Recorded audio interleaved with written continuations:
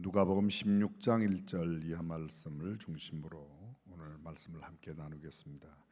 인류의 역사를 바꾼 가장 위대한 발견은 무엇이라고 생각하십니까? 흔히 사람들이 말하는 것처럼 불을 발견하였다. 성냥을 처음 만든 일, 언제나 필요한 곳에 불을 만들 수 있는 큰 변화를 가져왔습니다. 언어를 발견하고 숫자를 발견하고 만유인력의 법칙을 발견한 일들, 소위 디옥시리보뉴클릭 엑시드라고 하는 DNA의 발견이 인류의 의학 발전에 큰 변화를 가져왔습니다. 인슐린 발견한 것, 지금 대한민국의 당뇨 환자들이 한 700만 정도 된다고 그래요. 10대 때 제1형 당뇨에 발병이 되면 평균 수명이 1.3개월, 그러니까 한 39일 정도 살 수 있다고 그러는데, 인슐린이 발견되고 나서 인슐린을 이렇게 공급함으로, 약이나 다른 주사를 통해서 공급함으로 45년의 생명이 늘어났다고 합니다. 엄청난 변화이죠. 커피의 발견, 커피베리. 전 세계에서 1인당 커피 소비량이 제일 많은 나라가 한국이라고 합니다. 콜럼버스에 의한 신대륙의 발견, 페니실린, 페니실린 소위 항생제입니다. 항생제. 이것은 엄청난 변화를 가져왔습니다. 여름 휴가를 떠나온 후에 실수로 열어놓은 배양 접시에서 포도상 구균이 푸른 곰팡이 주변에서 다 죽어 있는 것을 보고 그 푸른 곰팡이를 갖고 만든 페니실린, 인류에 아주 혁혁한 변화를 가져왔습니다. 인쇄술의 발견, 목판 인쇄도 그러하지만 특별히 금속알자, 세계 최초의 금속알자 1377년 고려 우왕 3년에 만들었던, 그래서 직지심경을 펴냈습니다. 서양에서 금속알자를 제일 먼저 만든 나라는 독일의 구텐베르그인데 1445년, 그러니까 우리나라 직지심경을 펴낸 것보다 약 68년 뒤에. 그런데 늘 말씀드리지만 우리는 금속 활자를 세계 최초로 만들고도 세계화시키지 못하였는데, 구텐베르크는 성경을 번역하는 등, 그 번역 인쇄하는 등 아주 혁혁한 공을 세워서 소위 종교 개혁을 완성시키는 큰 변화를 가져왔습니다. 우리가 흔히 쓰고 있는 SNS, 소셜 네트워크 서비스, 소위 쉽게 카카오톡, 지금 작동 안 되죠? 예.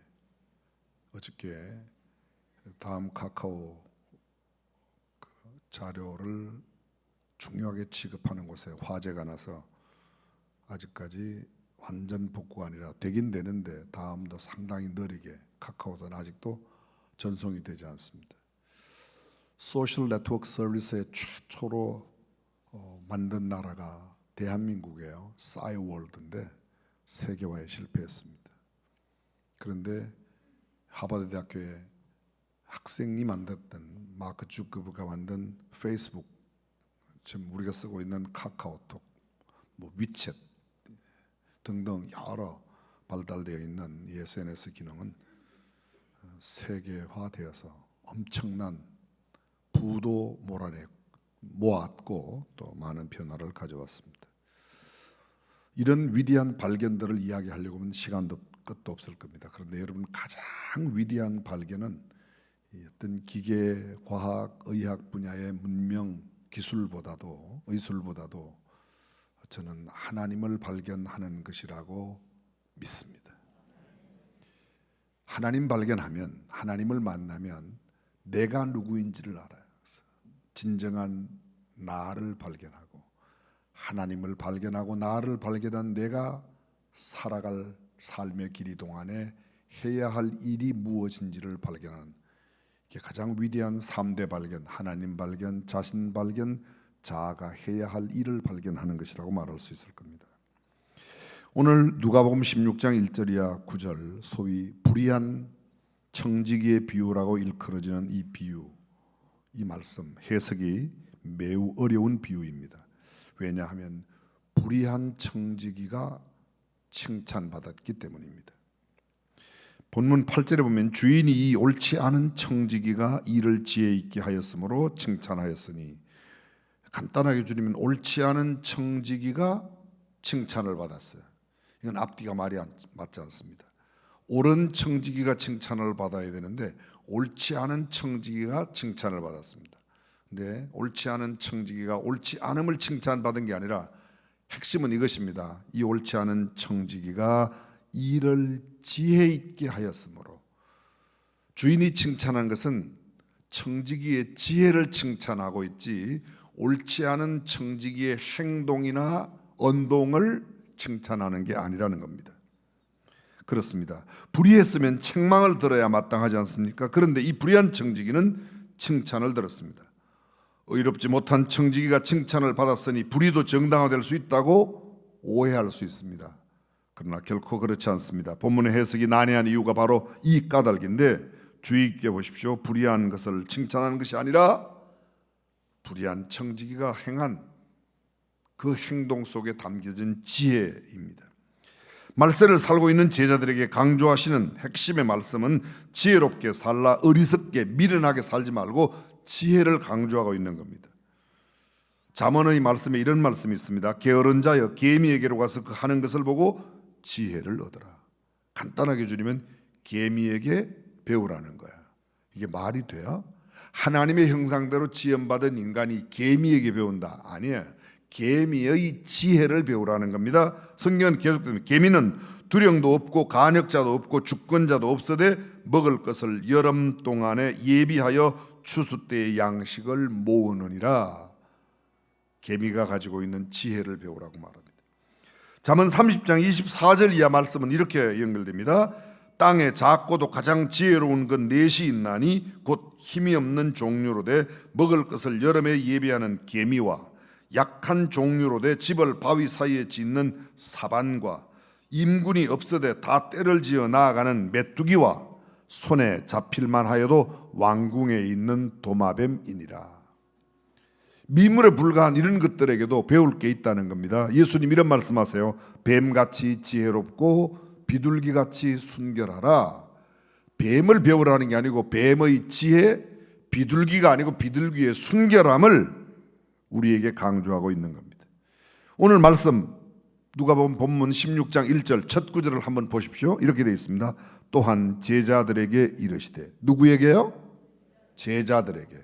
이 말씀은 예수님과 함께 생활하고 함께 말씀을 듣고 배우고 살고 있는 제자들에게 하신 말씀입니다. 그리고 말씀을 읽고 들을 때 긍정적으로 생각해야 함을 가르쳐주고 있습니다. 불의한 청지기를 칭찬한다, 이건 말이 안 되지 않습니까? 그렇다고 그냥 그렇게 치부해 버릴 게 아니라 불의한 청지기를 칭찬한 주님의 의도가 도대체 주님께서 무엇을 이야기하시려고 하는가라는 겁니다. 설마 예수님께서 불의하고 부도덕하고 악한 것을 칭찬하시지는 않을 것 아니겠습니까? 그렇다면 이 말씀은 불의를 칭찬하는 것은 아닌데 무엇을 칭찬하는가? 거듭 말씀드리지만 지혜라는 겁니다. 우리가 살고 있는 세상은 악합니다. 죄악이 관영합니다. 불의합니다. 순전하지 못합니다. 착한 세상이 아닙니다. 선한 세상이 아닙니다. 의롭고 순전하고 정결하고 착하고 순수한 것이 많아서 그것들로부터 배울 수 있다면 얼마나 좋겠습니까? 그런데 우리가 살고 있는 세상에 선한 것이 많지 않습니다. 순수한 것이, 깨끗하고 정결한 것이, 정의롭고 공의로운 것이 그렇게 많지 않습니다. 우리가 늘 정의를 외치지만, 공의를 외치지만 공의와 정의보다는 불의가 훨씬 더 판치는 세상입니다. 순결하고 품격 있고 성품이 고매한 사람, 그런 사람만 있으면 얼마나 좋겠습니까? 성령과 은혜와 권능이 충만하고 칭찬 듣는 사람들로부터 아름답고 숭고한 삶과 그들의 인격, 그들의 언어와 행동을 배운다는 것, 그래서 우리가 신앙 인격자가 된다는 것은 매우 중요한 일이지만 그렇게 배울 것을 많이 갖추고 있는 사람들이 우리 주변에 거의 없다고 보면 맞습니다. 그렇다면 이 세대 사람들, 심지어는 세상 사람들에게서라도 지혜는 배워야 한다고 생각합니다. 이런 의미에서 볼 때 불의한 청지기를 칭찬하신 주인의 이야기를 통한 지혜에 관한 교훈, 매우 의미 있고 우리에게 아주 수준 높은 말씀이 아닐 수 없습니다. 다시 말씀을 보십시오. 1절입니다. 또한 제자들에게 이르시되. 여러분, 이것은 굉장히 대조를 이룹니다. 누가 보면 16장 1절 이하가 본문이에요. 16장 전에는 몇 장이 나와요? 15장. 감사해요. 대답을 해주세요. 15장 1절은 이렇게 시작돼요. 모든 세리와 죄인들이 말씀을 들으러 가까이 나오니 바리새인과 서기관들이 원망하여 가로되 이 사람 예수님이에요. 이 사람이 죄인을 영접하고 음식을 같이 먹는다 하더라. 예수께서 저희에게 이 비유로 이르시되 누가 보면 15장에 여러분이 잘 아시는 비유 세 가지가 있습니다. 첫 번째 비유가 이런 양의 비유입니다. 100마리의 양을 가진 어떤 목축업자가 한 마리의 양을 잃어버렸습니다. 이런 99마리의 양을 들에 두고 그 한 마리를 찾아 나선다. 이게 이런 양의 비유예요. 잃어버린 드라크마의 비유. 드라크마 은전입니다. 동전, 은전, 금전. 만든 재료에 따라서 가치가 다르죠. 근데 은전, 이 드라크마를 잃어버린 여인이 방에 불을 켜고 그 드라크마를 찾을 때까지 찾지 않겠냐. 두 번째 비유입니다. 세 번째 비유, 돌아온 탕자의 비유. 탕자의 비유입니다. 집안에 있는 큰아들은 아버지와 함께 있지만 아버지의 마음을 이해하지 못하는 탕자이고, 집을 나간 탕자는 아버지의 재산을 자기에게 분깃받아서 나가서 다 허비해버린 탕자의 이야기입니다. 이 비유는 바리새인과 서기관들에게 했습니다. 그렇습니다. 세 가지 비유가 바리새인과 서기관들에게, 그런데 16장 1절에 나오는 제자들에게 비유로 말씀하신 내용입니다. 16장 14절 이하에 보면 또 다른 비유가 나옵니다. 여러분이 잘 알고 계시는 부자와 나사로의 비유입니다. 예수님께서 이 불의한 청지기의 지혜를 칭찬하는 이야기를 하신 뒤에 이 이야기를 바리새인들이 듣고 화가 났습니다. 굉장히 14절, 바리새인들은 돈을 좋아하는지라 이 모든 것을 듣고 비웃거늘 예수께서 이르시되 너희는 사람 앞에서 스스로, 그리고 나서 부자와 나사로의 비유를 하는 겁니다. 제자들에게 하는 이야기를 바리새인들이 듣고 자기네들이 비웃었습니다. 예수님이 하는 이야기를 비웃었다는 겁니다. 자, 여기에 나오는 청지기, 이 오이코노무스라고 하는 청지기라는 단어는 두 개의 단어가 합쳤습니다. 오이코스, 집이고, 노모스는 율법입니다. 집에서 법을 행하는 사람. 종과는 다릅니다. 종은 헬라어로 둘로스라고 되어 있습니다. 그 둘로스라는 종의 뜻은 노예, 가축, 도구 이런 뜻입니다. 청지기는 그렇지 않습니다. 노예들을 가르치는, 노예들을 감독하고 노예에게 일을 시키고 종을 부리는 사람입니다. 그 사람들이 청지기입니다. 둘 다 주인이 아니라는 면에서는 같습니다. 그러나 청지기는 종들을 다스리고 감독하고 일을 지시한 면에서는 전혀 다른 사람입니다. 청지기는 주인의 재산을 관리하는 책임과 권한이 있습니다. 주인의 말을 듣고 철저하게 순종해야 한다는 의미에서는 종과 다를 바가 없지만 적어도 종과는 전혀 다른 삶을 삽니다. 종들을 다스리고 일을 맡기고 지시하고 감독하는 면에서는 주인과 거의 같은 권한을 갖고 움직이는 사람, 그들이 청지기입니다. 청지기의 신분, 청지기의 기능, 그들의 역할, 책임과 권한, 임무 등이 매우 다양한 의미를 포함하고 있습니다. 어떤 경우 주인의 아들을 가르치는 청지기가 있습니다. 주인의 아들인데, 다음 주인이 될 사람인데도 청지기가 그에게 율법을 가르치고 삶을 가르치고 그의 인격을 도야시키는 일을 청지기가 감당합니다. 오늘 성경에 보면 이러한 청지기가 주인의 소유를 낭비한다는 소문이 주인에게 들렸습니다. 주인이 청지기를 불렀습니다. 그리고 묻습니다. 내게 들리는 이 이야기가 도대체 어떻게 된 거냐? 내게 들리는 소문이 좋지 않다. 너 나하고 빨리 한번 셈을 해야 되겠어. 요새로 말한다면 소위 감사를 실시하겠다는 겁니다. 그동안 어떻게 내 것을 네가 썼는지 증빙서류 가져와, 장부 가져와, 요새 말로 말하면 통장도 가져와, 다 가져오라는 거예요. 주인이 이렇게 나오자 청지기가 생각했습니다. 아, 이제 끝났구나. 틀렸네. 별 도리가 없다는 생각이 들자 그렇다면 내가 무엇을 할까? 성경 이렇게 됩니다. 3절에 보면 내가 무엇을 할고 땅을 파자니 힘이 없고 빌어먹자니 부끄럽거나 그 청지기는 머리를 쓰고 지혜를 짜냅니다. 만약 이 일을 계속하지 못한다면 내가 지금 할 수 있는 일이 뭔가? 그는 그 다음에 이렇게 말합니다. 내가 할 일을 알았도다. 이렇게 하면 직분을 빼앗긴 후에 청지기 직을 잃어버린 후에 저희가 나를 자기 집으로 영접하리라. 그리고는 빚진 사람들을 낱낱이 다 불렀습니다. 그리고 그들에게 묻습니다. 너 얼마 졌냐 그랬더니 주인에게 밀 100석입니다. 너 80이라고 써라.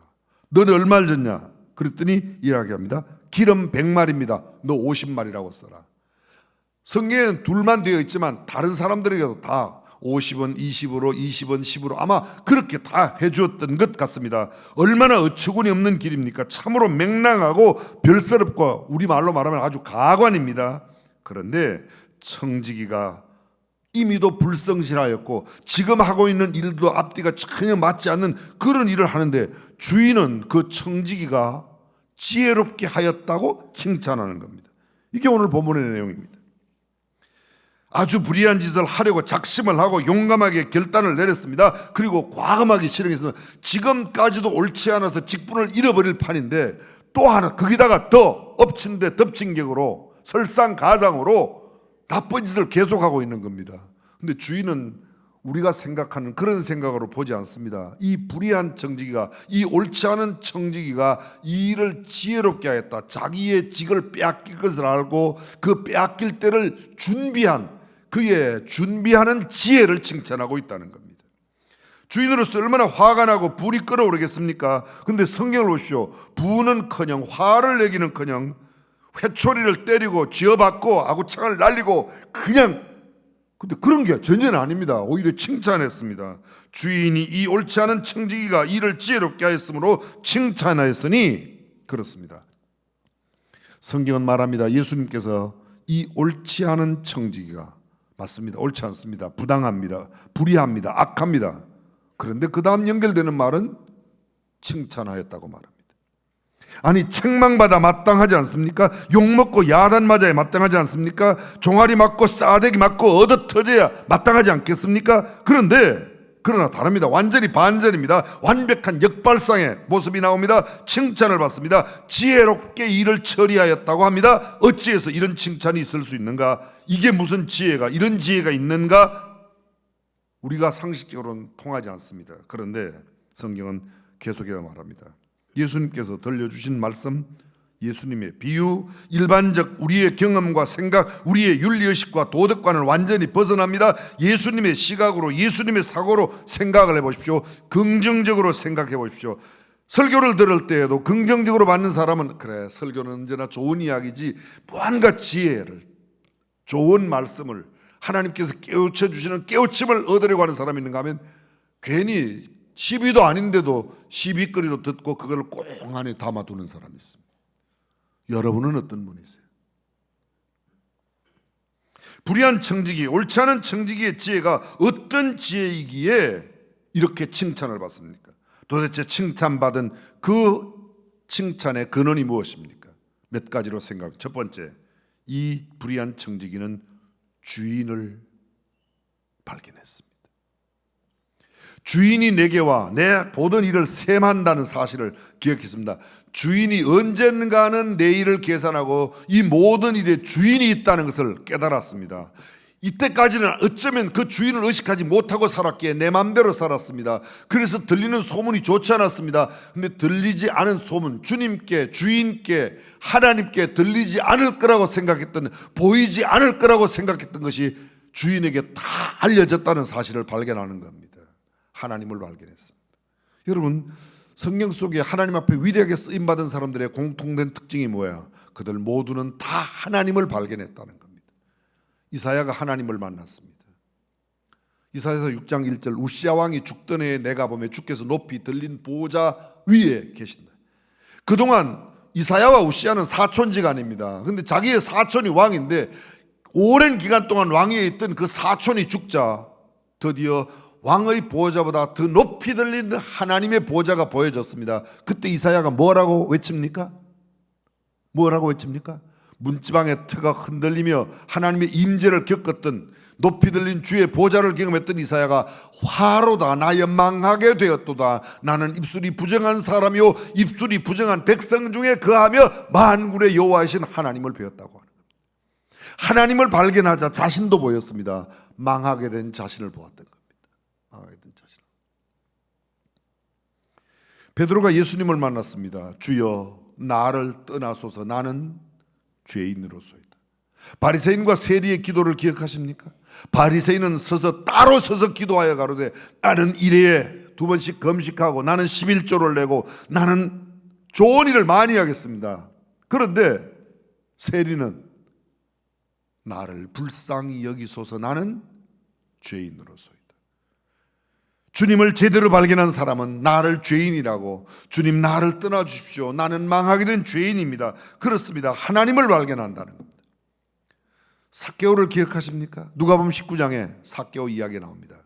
19장 1절, 예수께서 여리고로 들어 지나가시더라. 삭개오라 이름하는 자가 있으니 저는 세리장, 쭉 나옵니다. 많은 사람들이 삭개오 이야기할 때 삭개오가 예수님을 보기 위해서 예수님이 오는 길목으로 나갔다, 뽕나무 위에 올라갔다, 자기 집으로 초청했다, 틀린 말이 아닙니다. 근데 여러분 19장 1절은 예수께서 여리고로 들어 지나가시, 예수님께서 여리고에 오셨을 때에 삭개오가 만난 겁니다. 삭개오가 예수님을 만나러 여리고로 간 게 아닙니다. 삭개오가 예수님을 만나러 예루살렘으로, 갈릴리로, 어디로 간 게 아닙니다. 예수님이 자기가, 삭개오가 살고 있는 그 마을에 오셨을 때에 그가 만나기 위해서 뽕나무 위로 올라갔다는 거죠. 삭개오가 뭐라고 말합니까? 내가 오늘 너네 집에 가서 머물러야 되겠다. 오늘 너네 집에 구원이 되었다. 삭개오가 금방 발견합니다. 나는 죄인입니다. 그렇습니다. 오늘 본문에 나오는 이 청직이 이 주인을 발견하고 자신이 드디어 자기의 직분을 잃어버릴 거라는 것, 하나님을 발견하고 자기를 발견했습니다. 자신이 죄인임을 알았습니다. 잘못한 자신, 옳지 않은 자신, 불의한 자신의 삶, 죄를 지어 죄인인 자신의 모습을 알았습니다. 그런데 그는 변명하지 않습니다. 해명하려 들지 않습니다. 미련 없습니다. 한 번 봐달라고 애원도 하지 않습니다. 그동안 좋은 점을 봐서라도 한 번만 봐주세요. 공로를 참작하시어 이번만큼은 용서해 주세요. 그동안 나 때문에 당신도 그만큼 먹고 살았지 않습니까? 당신의 부에 내가 일조한 일이 있습니다. 보편적으로 할 수 있는 그런 이야기가 단 한마디도 없습니다. 그는 그냥 내 직분 빼앗기로구나, 끝이 났구나, 그렇게 생각했습니다. 쉬운 말로 말씀드려 볼까요? 당신 잘못했어. 네, 잘못했습니다. 됐다. 우리는 잘못했다고 지적받으면 뭐라고 그래요? 여러 변명을 합니다. 누구 때문에 그렇다고, 무슨 일이 있어서 그렇다고, 코로나 때문에 어떻다고, 그리고 아주 멋지고 근사하니까 당신도 내 입장, 내 시간에, 내 자리에 있다면 그랬을 거야. 아주 상당한 설득력 있는 이야기입니다. 그런데 오늘 본문에 나온 청직이 변명하지 않습니다. 일반적으로 죄를 지으면 사람들이 첫 번째 죄를 짓죠. 그다음 반복하면 죄에 대한 감각이 떨어집니다. 처음 거짓말할 때 힘들죠. 처음 아버지 주머니에서 1원 꺼낼 때가 힘들지, 꺼내버릇하면 쉬워지는 거예요. 그렇죠? 전혀 그런 경험도 모르고 그런 데 대해서 전혀 아주 순결한 것처럼 표정을 짓고 계시지만 거의 저와 비슷할 거예요. 무감각해지는 정도가 아닙니다. 그 다음에 변명합니다. 너무너무 필요해서.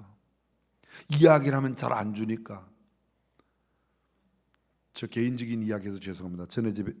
저희 집에 예전에 콩나물 공장을 하다 이제 목욕탕을 했어요. 목욕탕에는 언제나 캐시가 있습니다. 항상 처음 목욕탕을 우리 집에서 열 때 목욕비가 20원이었어요. 20원. 근데 제가 몰래 그 돈통에서 돈을 약간씩 다른 데로 모았습니다. 잘 들으세요. 오해하지 마세요. 제가 훔쳐서 딴 데 쓴 게 아니고 다른 데 모았어요. 혹시 우리 집에 불이 나서 갑자기 목욕탕에 불 나면 어떡하냐. 내가 그때를 위해서, 우리 아버지는 별로 저금을 안 하시는 것 같아서 따로 제가 모았어요. 근데 들켰어요. 직사게 얻어맞았어요. 죽을 뻔했어요. 너보고 언제 그런 거 준비하라고 그러냐. 너는 하라는 공부는 안 하고 왜 뭐 이야기가 깁니다. 내 나름대로는 뭔가 생각이 있었는데 그 생각은 아버지의 생각과는 달라요. 하나님의 생각과 다른 일들을 우리가 할 때가 너무 많습니다. 청지기 그렇게 변명합니다. 그리고 나중에 누구 때문이라고 전가시킵니다. 본문의 청지기 구차한 변명이 없습니다. 그런 것도 하지 않았습니다. 깔끔하게 시인하고 인정합니다. 내가 할 일을 알았다고 말합니다. 이렇게 말합니다. 내가 내 자신을 보니까 내가 이제 직분이 끝나면 내가 뭘 해야지? 할 일을 알았습니다. 내가 어찌할꼬 땅을 파자니 힘이 없고 빌어먹자니 자신도 아는 겁니다. 내가 그래도 국장 출신인데 과장 출신인데 내가 사장인데 부사장인데 내가 어떻게 빌어먹겠어? 쉬운 말로 그런 말이죠. 나는 힘들어 그런 건 못해. 자신의 모습입니다. 그런데 알았다고 말합니다. 내가 할 일을 알았도다. 여기 에그논이라는 말은 순간적으로 아는 겁니다. 헬라어의 부정과실에 순간적으로 그래 내가 알았어. 이제 내가 할 수 있는 일이 있어. 그래서 낱낱이 불렀습니다. 주인에게 빚진 사람을 다 그렇습니다. 그가 하고 있는 일 순간적으로 아는 겁니다. 벌받을 자세, 주인의 판단, 주님의 판단, 심판을 수용한다는 게 이게 내가 죄인임을 그대로 시인하는 것. 죄인임을 시인한다는 것은 죄의 대가를 회개하여 용서받아도 죄의 대가는 내가 치러야 된다고. 근데 죄의 삭은 사망, 죄의 대가는 사망인데 죽을 수 없으니 대신 죽으신 예수님 까닭에 죽으면 면해도 적어도 내가 도의적인 윤리적인 책임의식은 갖고 살아야 된다는 겁니다. 사랑하는 성도 여러분, 우리는 언젠가는 한계가 있다는 사실을 깨달아요. 이 청지기는 알았습니다. 내가 더 이상 내 직무를 내 사물을 더 보지 못한다는 주인의 그 말 듣고 그렇구나, 내가 한계에 있구나. 사람들은 한계 속에 삽니다. 우리의 건강이 지금은 대단히 좋은 것 같아도 한계가 있습니다. 내가 지금 재산이 많아도 한계가 있습니다. 내 삶에 한계가 있습니다. 내 모든 환경 속에 이 직분의 한계, 건강의 한계, 재물의 한계, 이걸 갖다 소위 종말을 발견한다. 다른 말로 표현해 볼까요? 메멘토 모리. 메멘토 모리. 로마의 장군이 전쟁에 승리하고 돌아오면 승리하여 계승가를 부르고는 그 장군 뒤에 노예들이 줄을 서서 메멘토 모리, 라틴어로 외치는 겁니다. 언젠가는 당신도 죽는다는 사실을. 오늘은 승리하고 왔지만 당신이 전쟁에 죽인 그 사람처럼 너도 언젠가는 죽음을 기억해라. 이 또한 지나가리라. 솔로몬의 지혜에서 나오는 이야기죠. 그것을 아는 겁니다. 그렇습니다. 종말을 발견함, 이것이 참 진정한 발견이 아닌가. 나에 대한 발견입니다. 청지기는 마지막 하나를 더 발견합니다. 내 남은 시간 동안 해야 할 일이 무엇인지를. 한시적인 삶을 선고받은 사람이라면 한시적인 삶의 기간 동안 무엇을 해야 할지, 정말 내가 해야 할 일이 무엇인지를 발견하는 겁니다. 두 손가락을 가진 사람이 손가락이 없다고 피아노를 안 치는 게 아니라 두 손가락으로도 할 수 있다고 하니까 두 손가락 피아니스트라. 언젠가 텔레비전에 한 손으로 피아노를 연주하는 사람이 나왔어요. 이 사람은 한 손이 없어요. 근데 두 손이 없으니까, 두 손 다 있지 않으니까 피아노를 못 친다 아니라 한 손으로 칠 수 있다고 생각하고 한 손으로 피아노를 치는데 그렇게 잘 칠 수가 없어요. 가진 것을 만족하는 사람이 있는가 하면 가지지 못한 것을 불만족스럽게 생각하는 사람이 있습니다. 우리는 어떤 사람인가? 오늘 성경 본문의 결론은 이렇게 됩니다. 주님께서 이 말씀을 다 하신 뒤에 불의의 제물로 친구를 사귀라. 여기 불의하다, 아디키아스라는 말은 불의하다, 불합당하다, 부정, 악함, 나쁜 것, 악한 것, 나쁜 짓, 이런 걸 말합니다. 불의한 돈은 어떻게 쓰느냐에 따라서 완전히 달라집니다. 근데 그 돈을 가장 바르게 쓰는 일은 가면 그 돈으로 친구를 사귀라. 본문에 비추어서 말한다고 하면 미래를 준비하는 데 쓰라는 겁니다. 사람들이 미래를 위해서 돈을 준비하는 사람이 있고 돈을 가지고 미래를 준비하는 사람이 있습니다. 잘 들어보십시오. 앞으로 먹고 살려고 그러면 집도 있어야 되고 돈도 몇 억쯤은 있어야 되고 최소한 몇 천만 원 통장에 들었어요. 거의 그렇게 생각해요. 근데 성경은 그렇게 말하지 않습니다. 지금 몇 억, 몇 천만 원 집 살 돈 있는 것 같고 지금 그 돈을 사용해서 미래를 준비하면 그날에 내 주변에 있는 사람들이 나를 영원한 곳으로 인도한다. 이게 오늘 본문이에요. 미래를 위해 돈을 준비하는 게 아니라 돈을 사용하여 미래를 준비하라고.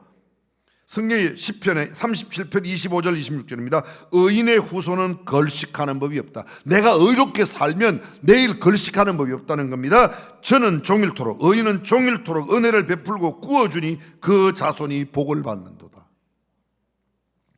내가 모아서 내가 살 거를 내가 준비하는 게 아니고 내가 꾸어주고 내가 나누고 베풀고 섬겨 내가 의롭게 살면 내 자녀들도 하나님께서 베풀어 주신 복을 누린다. 사랑하는 성도 여러분, 저와 여러분들은 지혜로운 인생을 살아 내가 미래를 돈으로 준비하는 사람이 아니라 돈을 사용하여 미래를 준비하는 지혜로운 사람 되시기를 주님의 이름으로 축원합니다.